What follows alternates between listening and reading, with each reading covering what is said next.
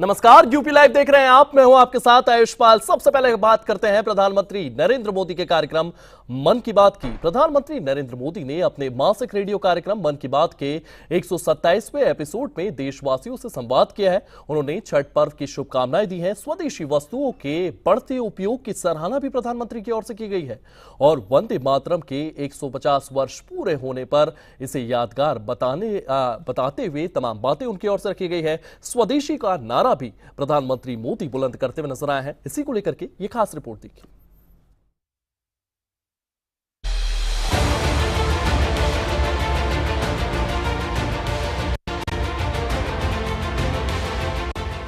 अक्टूबर के आखिरी रविवार को पीएम मोदी के मन की बात कार्यक्रम का 127वां एपिसोड प्रसारित किया गया। इस रेडियो कार्यक्रम के जरिए पीएम मोदी कई अहम मुद्दों पर चर्चा करते हुए नजर आए। उदाहरण के तौर पर जीएसटी, ऑपरेशन सिंदूर और सरदार वल्लभ भाई पटेल की 150वीं जयंती पर पीएम मोदी ने अपने विचार रखे। बता दें कि सरदार पटेल की 150वीं जयंती पर देश भर में रन फॉर यूनिटी कार्यक्रम का आयोजन किया जाएगा। लिहाजा पीएम मोदी ने देशवासियों से इसमें पूरे जोश के साथ भाग लेने की अपील की। मन की बात एक ऐसा कार्यक्रम है जो केवल प्रेरणादायी ही नहीं, ये आशा की किरण भी है और मुझे लगता है हमारे देश के हर वर्ग के लिए, खास करके हमारे देश के युवाओं के लिए एक ऐसा पथ प्रदर्शक का कार्य करता है। ये कार्यक्रम इनोवेशन उन बच्चों में इंस्टिल करता है और हम लोगों को नए नए आइडियाज भी देता है। आज आपने देखा हो, चाहे वो अंबिकापुर में गार्बेज कैफे जैसा एक अनोखा कॉन्सेप्ट है जो मुझे लगता है हम सब कोशिश करेंगे कि अपने अपने गांवों, अपने अपने शहरों में भी उसको एमुलेट करें, या फिर वो उड़ीसा की एक नई कॉफी की बात हो, या फिर वो मैंग्रोव्स की बात हो, या संस्कृत भाषा के महत्व की बात हो। मैं धन्यवाद देती हूं आदरणीय प्रधानमंत्री श्री नरेंद्र मोदी जी का, जो न केवल इस देश के प्रधान सेवक है बल्कि एक पथ प्रदर्शक की तरह, एक पंत प्रधान की तरह हम सब लोगों का मार्गदर्शन भी करते हैं। अपने रेडियो कार्यक्रम में जीएसटी रिफॉर्म का जिक्र करते हुए पीएम मोदी ने इसे बचत का उत्सव बताया। पीएम मोदी की माने तो इस बार लोगों ने बड़े पैमाने पर स्वदेशी वस्तुओं की खरीद की है, जिससे वोकल फॉर लोकल का संदेश मजबूत हुआ है। वहीं ऑपरेशन सिंदूर का जिक्र करते हुए पीएम मोदी ने इसे हर भारतीय के लिए गर्व का पल बताया। प्रधानमंत्री जी ने आज बहुत सारे ऐसे विषय जो हमारी सेना के द्वारा जो भारत के डॉग को प्रशिक्षण करते हुए किस प्रकार से वो अच्छे सेना के काम आ सकते हैं, उसका भी उदाहरण दिया है कि 8 किलो RDX उन्होंने बरामद किया। और देश के प्रधानमंत्री नरेंद्र मोदी जी ने जहां आज बहुत सारे विषयों पर चर्चा की है, वहां ऐसे ऐसे जो अपने देश में बहुत सारे लोगों को पता नहीं है कि 31 तारीख को सरदार वल्लभ भाई पटेल जी ने इस देश को और 562 रियासतों को जोड़ते हुए लौह पुरुष के रूप में जो हम मानते हैं, उनका भी 31 को रन फॉर यूनिटी के माध्यम से पूरे देश में प्रोग्राम रहेंगे। और विस्तार से जो चर्चा आज की है उन सब की जानकारी सबको मिली है। बहुत अच्छा 127वीं मन की बात में अनेक मुद्दों को प्रधानमंत्री जी ने आज शेयर किया है। बता दें कि पीएम मोदी ने मन की बात कार्यक्रम के जरिए देशवासियों को छठ पूजा की शुभकामनाएं भी दी और इसे सांस्कृतिक और प्रकृति की एकता का पर्व बताया। इसी बीच तमाम राज्यों के मुख्यमंत्री, केंद्रीय मंत्री और राज्यों के कैबिनेट मंत्रियों ने अपने अपने आवास पर समर्थकों के साथ मन की बात कार्यक्रम सुना। सीएम नायब सिंह सैनी ने हिसार तो सीएम रेखा गुप्ता ने दिल्ली में अपने आवास पर पीएम मोदी का मन की बात कार्यक्रम सुना। समाज के साथ जुड़ करके जब आदरणीय प्रधानमंत्री जी का मार्गदर्शन हम लेते हैं तो उसमें और हजारों लोग जुड़ जाते हैं और बहुत ही सुंदर और विशेष बातचीत हमेशा उनकी रहती है जो समाज को प्रेरणा देने वाली होती है। तो हर बार कुछ नया, हर बार देश के किसी हिस्से की बातचीत, हमारे किसी पर्यावरण से जुड़े हुए विषय को या संस्कृति और हर प्रकार से जो देश को आगे बढ़ाने वाला हो। तो आज मुझे बहुत ही अच्छा लगा कि यहाँ जैन तेरापंथी समाज के साथ मिलकर के मैंने इस कार्यक्रम को सुना और सभी ने उसी से मार्गदर्शन भी लिया और प्रेरणा दी।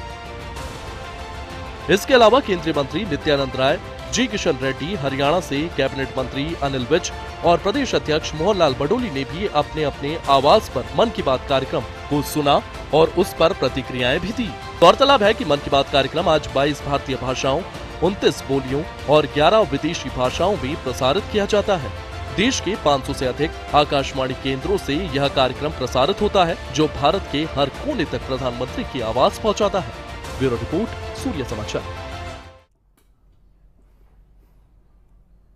अब आपको उत्तर प्रदेश के गाजियाबाद लिए चलते हैं। गाजियाबाद के इंदिरापुरम में राष्ट्रपति द्रौपदी मुर्मू ने यशोदा मेडिसिटी अस्पताल का उद्घाटन किया है।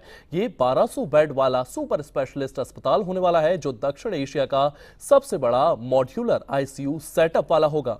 उद्घाटन समारोह में यूपी के सीएम योगी आदित्यनाथ, रक्षा मंत्री राजनाथ सिंह, राज्यपाल आनंदीबेन पटेल, डिप्टी सीएम ब्रजेश पाठक और केंद्रीय मंत्री अनुप्रिया पटेल भी मौजूद रहे।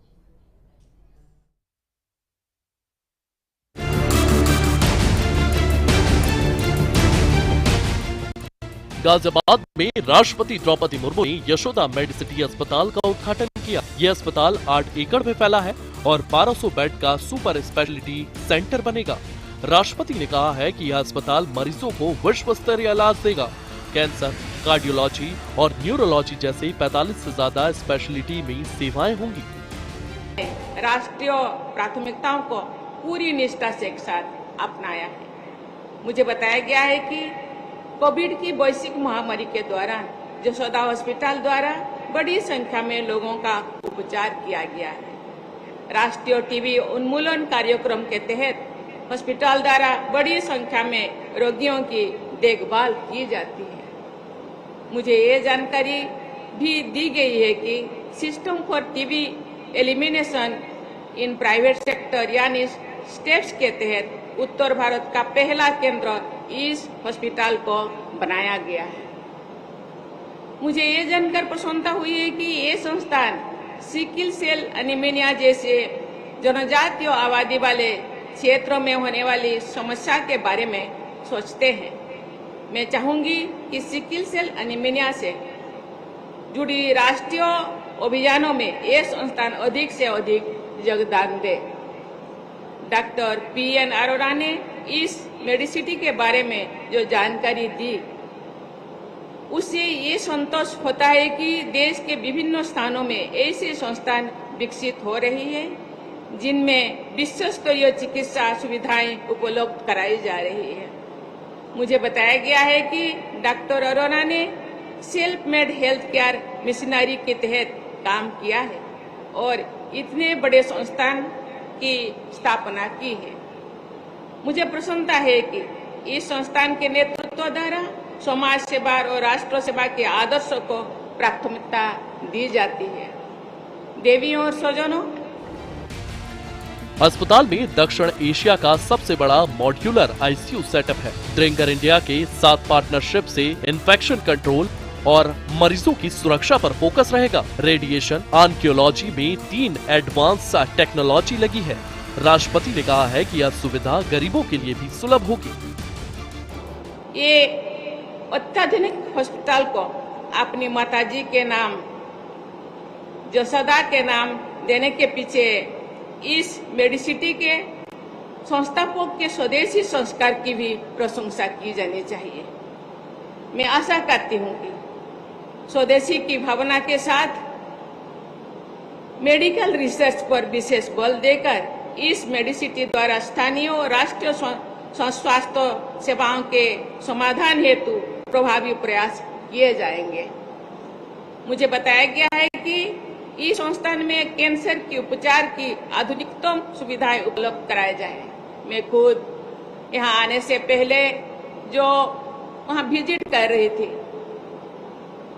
मेरे जिंदगी में ये पहली बार ऐसे संस्थान, अत्याधुनिक संस्थान मुझे देखने को मिला। एक छत के नीचे सभी परीक्षाएं, मेडिसिन, हर चीज आपको ऊपर नीचे होना नहीं पड़ेगा। जिस बेड में आप है उसी बेड में ही आपको मेडिसिन भी मिल जाएगा। ये जो इतने सिस्टम, मुझे लगता है ये टाइम का बहुत कीमती है। टाइम हम सब जानते हैं, जान है तो जहान है। ये देश आज बहुत क्षिप्र गति से विकास की ओर गति कर रही है। इसके लिए सरकार का योगदान तो है ही, लेकिन देश के 140 करोड़ लोगों का भी देश को विकास करने के लिए सबका योगदान है। यशोदा मेडिसिटी का उद्घाटन गाजियाबाद के लिए मील का पत्थर है। राष्ट्रपति मुर्मू की तारीफ से अस्पताल की साख बढ़ी, स्वास्थ्य सेवाओं में नई क्रांति आएगी। ब्यूरो रिपोर्ट, सूर्य समाचार।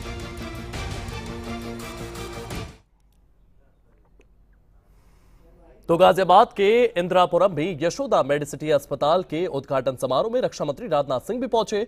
उन्होंने यहां पर भाषण दिया, संबोधित किया। उन्होंने उत्तर प्रदेश में स्वास्थ्य सेवाओं में आए क्रांतिकारी बदलावों की तारीफ की है। साथ ही अस्पताल की उन्नत सुविधाओं को सराहा है और इसे दिल्ली एनसीआर के लिए स्वास्थ्य क्षेत्र में मील का पत्थर बताया।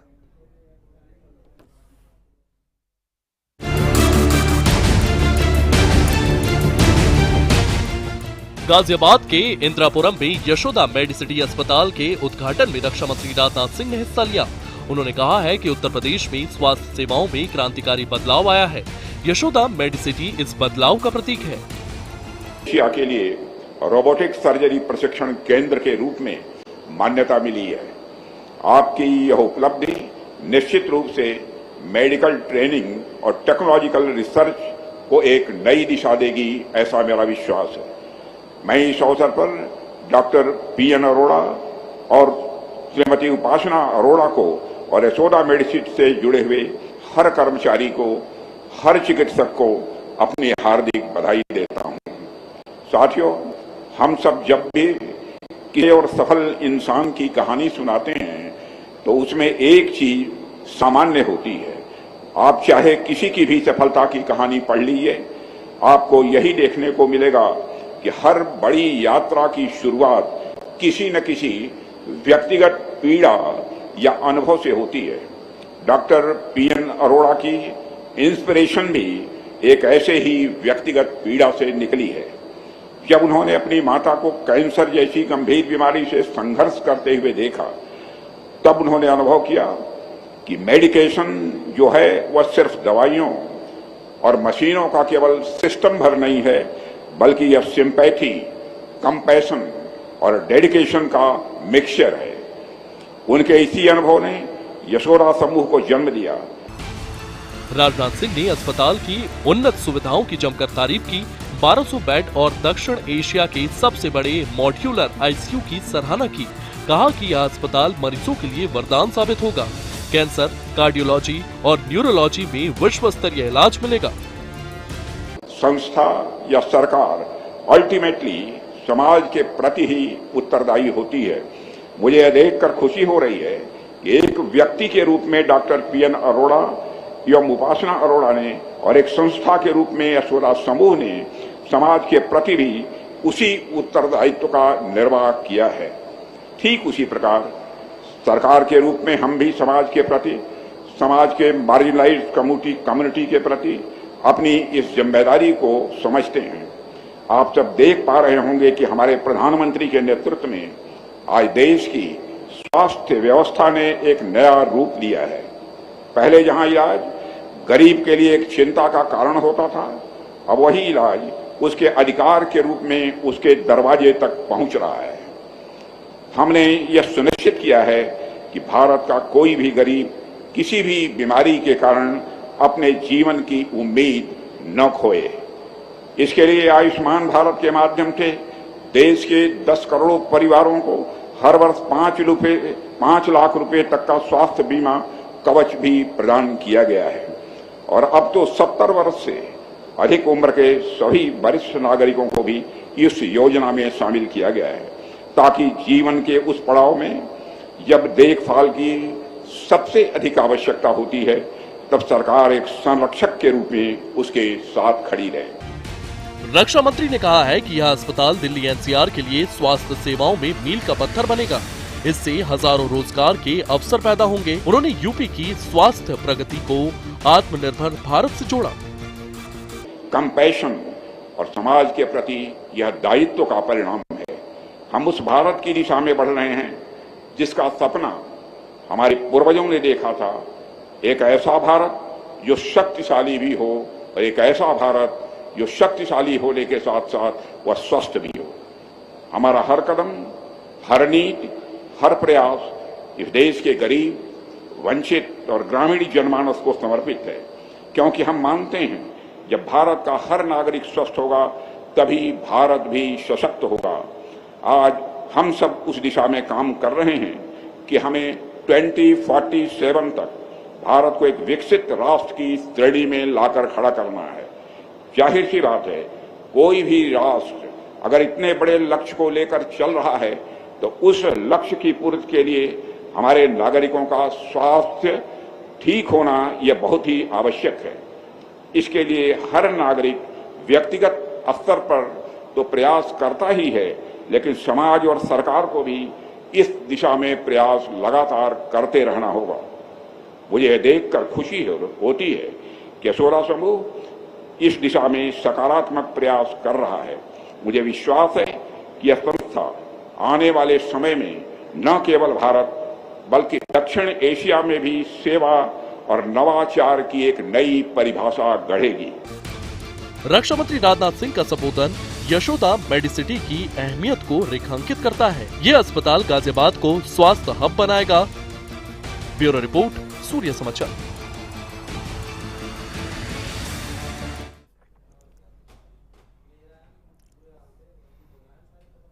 वहीं यशोदा मेडिसिटी अस्पताल के उद्घाटन समारोह में सीएम योगी आदित्यनाथ ने कहा है कि पिछले 8 वर्षों में यूपी में स्वास्थ्य सेवाओं में क्रांतिकारी बदलाव आए हैं। उन्होंने अस्पताल की उन्नत सुविधा की सराहना की है और इसे प्रदेश की स्वास्थ्य प्रगति का हिस्सा बताया है।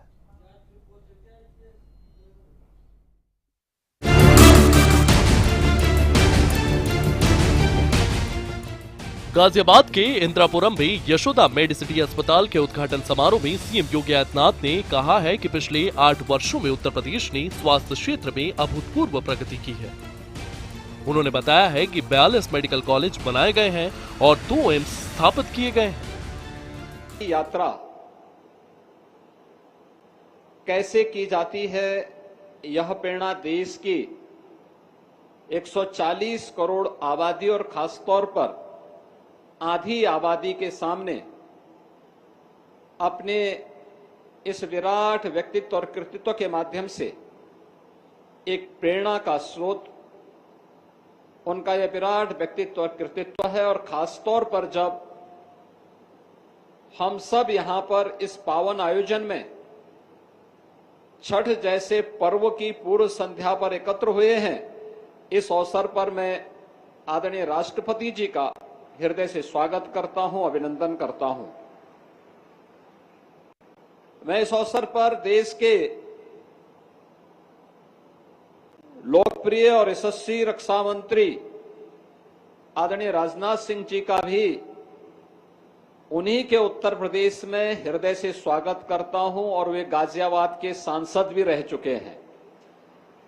तो स्वाभाविक रूप से गाजियाबाद और वहां की जनमानस के प्रति उनके मन में अनुराग है और इसीलिए जब भी उत्तर प्रदेश के विकास से संबंधित किसी भी मुद्दे पर हम उनका मार्गदर्शन लेते हैं तो वह बड़ी सहज भाव के साथ उनका मार्गदर्शन भी और उनका नेतृत्व भी हमें प्राप्त होता है। मैं इस अवसर पर उनका हृदय से स्वागत करता हूं। एक हॉस्पिटल के उद्घाटन मात्र का नहीं, हेल्थ केयर की एक world class facility doctor PN Arora और उनके परिवार के माध्यम से उत्तर प्रदेश के इस एनसीआर क्षेत्र में तो प्रदान की ही जा रही है। हमारे लिए यह इन्वेस्टमेंट भी है और एम्प्लॉयमेंट का भी एक नया माध्यम बना है। मुझे याद है जब उत्तर प्रदेश में 2022 में हम लोगों ने अपना 3rd ग्राउंड ब्रेकिंग सेरेमनी आयोजित किया था और आदरणीय प्रधानमंत्री जी का नेतृत्व और मार्गदर्शन लखनऊ में प्राप्त हुआ था।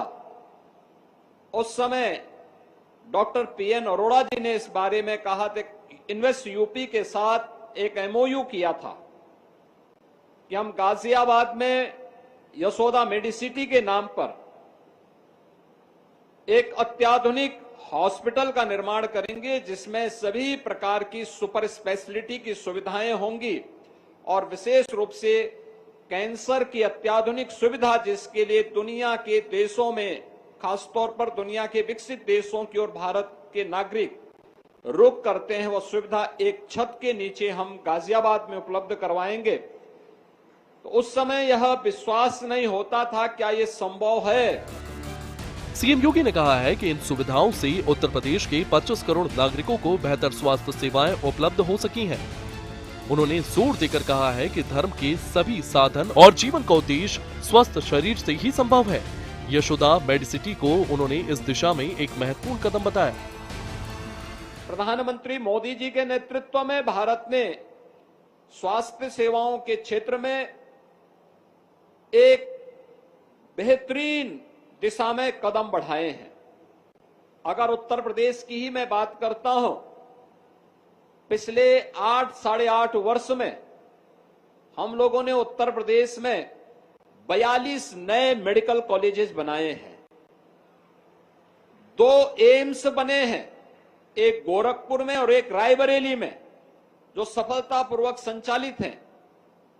सुपर स्पेशलिटी के तमाम नए संस्थान उत्तर प्रदेश में इस दौरान स्थापित हुए हैं, जिसके माध्यम से उत्तर प्रदेश के 25 करोड़ से अधिक नागरिकों को बेहतरीन स्वास्थ्य सुविधाएं उपलब्ध हो सके। और आज उसी दिशा को आगे बढ़ाते हुए डबल इंजन सरकार के प्रयास हेल्थ केयर में एक स्वस्थ प्रतिस्पर्धा खड़ी हो, जिसके माध्यम से हम प्रत्येक नागरिक को अच्छी से अच्छी सुविधा, स्वास्थ्य की सुविधा उपलब्ध करा सकें, क्योंकि यह अपनी ऋषि परंपरा के प्रति कृतज्ञता ज्ञापन का भी है। क्योंकि भारत की मनीषा इस बात के बारे में हमेशा आग्रही रही है कि शरीर माध्यम खलु धर्म साधनम।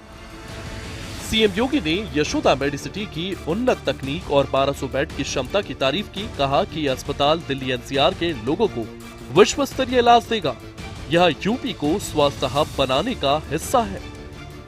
5000 से अधिक लोगों के लिए एम्प्लॉयमेंट का माध्यम भी यह एक हॉस्पिटल बन रहा है। इसमें डॉक्टर्स भी होंगे, पैरामेडिक्स और नर्सिंग का स्टाफ भी है, और अन्य हेल्थ केयर से जुड़े हुए वे सभी लोगों को मिलाकर के 5000 से अधिक लोगों को सीधे एक छत के नीचे एम्प्लॉयमेंट प्राप्त हो रहा है। यह सचमुच एक प्रधानमंत्री मोदी जी के नेतृत्व में नए भारत के अंदर भारत के युवाओं को उन्हीं के क्षेत्र में एम्प्लॉयमेंट प्राप्त हो सके, यह उस दिशा में किए जाने वाले प्रयास का एक हिस्सा है। सीएम योगी का संबोधन यूपी की स्वास्थ्य क्रांति को दर्शाता है। यशोदा मेडिसिटी से गाजियाबाद नई ऊंचाइयां छुएगा। ब्यूरो रिपोर्ट, सूर्य समाचार।